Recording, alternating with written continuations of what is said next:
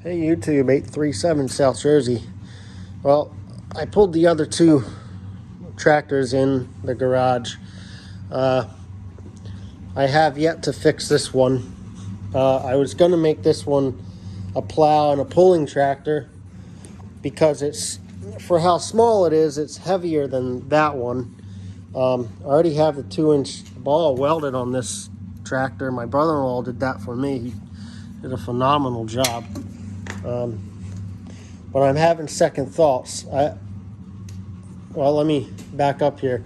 I was going to take this Kohler engine 19, the Courage 19, and stick it on the 382, but it won't fit.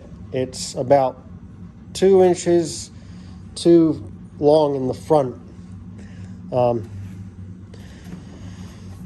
Yeah, that means I would have to cut a ugly hole in my grill right here at the front of the lawnmower, and I don't want to do that. I'm fine if I have to trim the edges, but you know, I'm trying to preserve the look of it as much as possible.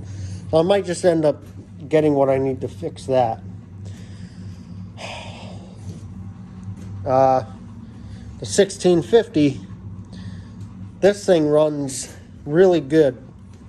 I think the only problem I have with it is I got to replace the choke cable. I had to cut it because it wasn't working. Now it wants to work, but for months I couldn't get it to work. Also, it vibrates like crazy when it's full throttle. It might be because I cut the choke cable and maybe I just didn't have it in the right position. I don't know. Also, neutral should be right here. Well, you know, it's not. It's more like up here somewhere. So I gotta fix that. I might end up turning this into the plow and pulling tractor if I can't fix that for as free as possible. Because it runs, all I need to do is adjust a few things and replace the choke cable.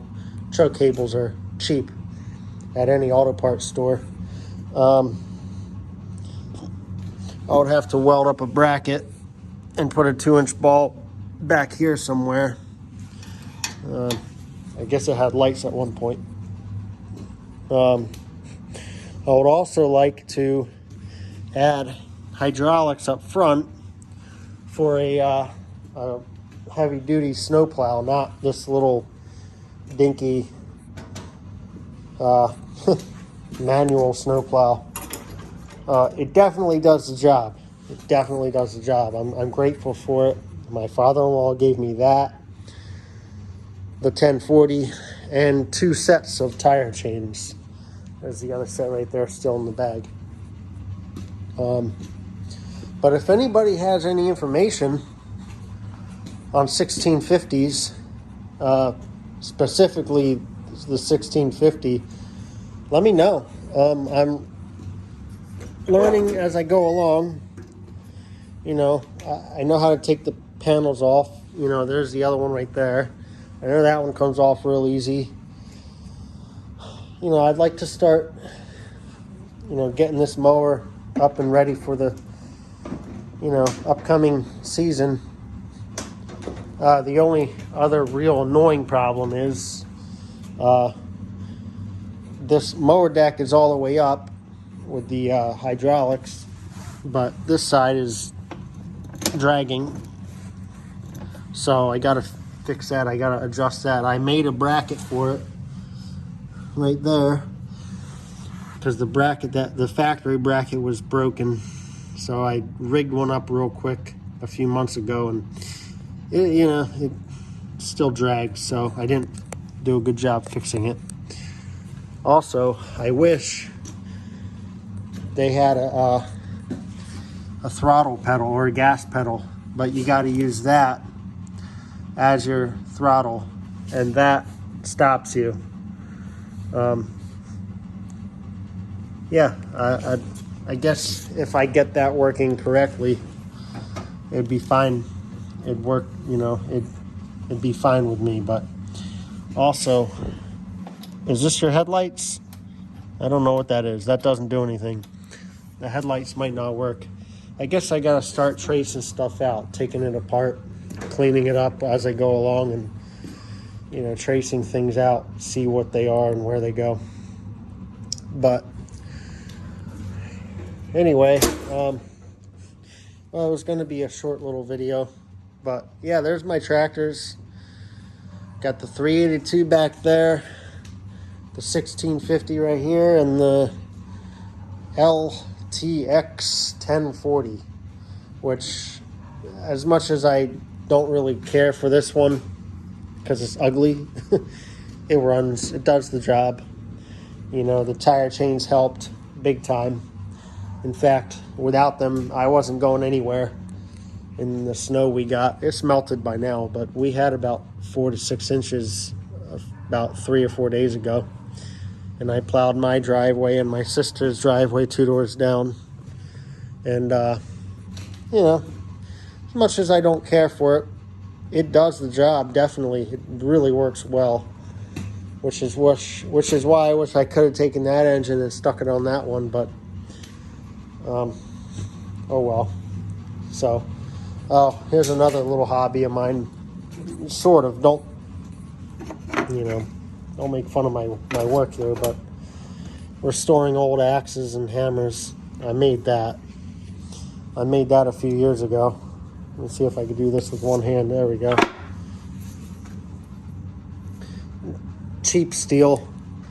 I didn't know what I was doing. I was just messing around. Cheap steel, grounded down with the belt sander right there.